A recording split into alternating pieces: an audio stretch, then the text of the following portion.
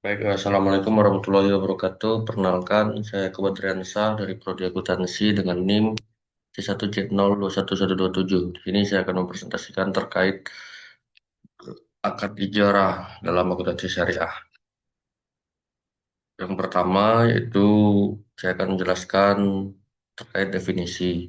Akad ijarah didefinisikan sebagai akad pemindahan hak manfaat dari suatu barang atau jasa melalui mekanisme sewa dengan imbalan atau ujrah tertentu tanpa memindahkan kepemilikan barang tersebut. Dengan kata lain, yang berpindah hanyalah manfaatnya, bukan kepemilikannya. Dikutip dari Karim 2017. Adapun dasar-dasar hukum dalam akad ijarah yaitu dasar hukum akad ijarah dalam ekonomi syariah kontemporer bersumber dari Al-Quran, hadis, serta regulasi fatwa modern yang mengatur praktik muamalah.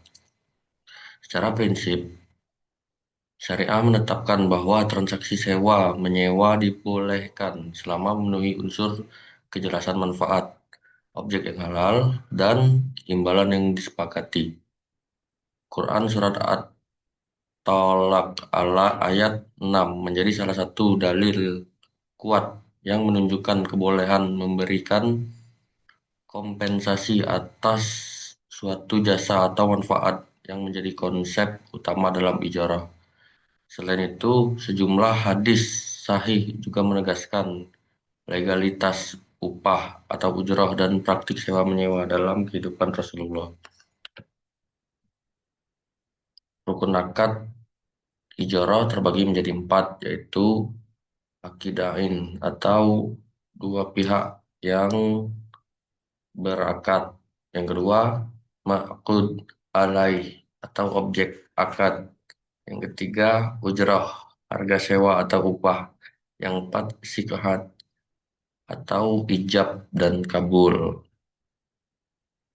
Adapun syarat-syarat akad ijarah, yaitu ada empat syarat bagi pihak yang berakad. Para pihak harus memiliki kecakapan bertindak hukum atau ahliyah, yaitu baligh, berakal, serta memahami konsekuensi akad. Selain itu tidak boleh ada unsur penipuan, intimidasi, dan ketidakjujuran. Yang kedua, syarat bagi objek akad. Manfaat harus halal dan dapat dimanfaatkan secara nyata.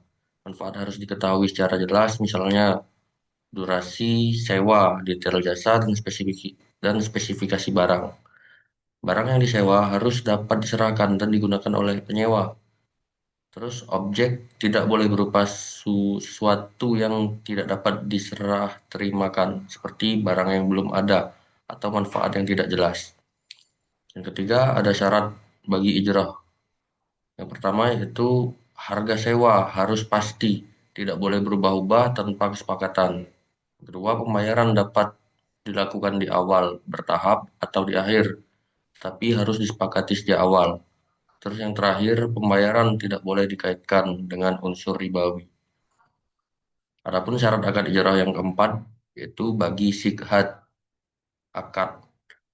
Ijab dan kabul harus jelas, menunjukkan persetujuan dua pihak, tidak mengandung syarat yang membatalkan akad, dan dinyatakan dengan cara yang dapat dipahami, baik lisan maupun tulisan.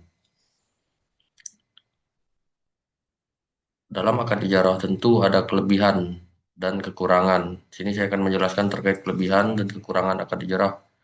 Kelebihan akad ijarah yang pertama yaitu sesuai prinsip syariah, memberikan kepastian bagi kedua belah pihak, fleksibel untuk berbagai jenis objek, mengurangi beban modal, risiko barang pada pemilik, dan cocok untuk skema pembiayaan modern.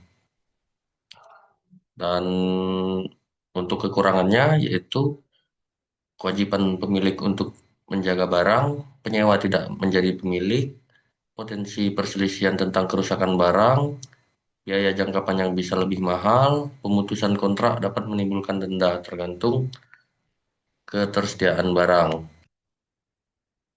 Baik, sini saya akan menjelaskan kesimpulan dari presentasi saya yaitu Akad ijarah merupakan salah satu akad muamalah yang memiliki peran penting dalam perkembangan ekonomi syariah modern.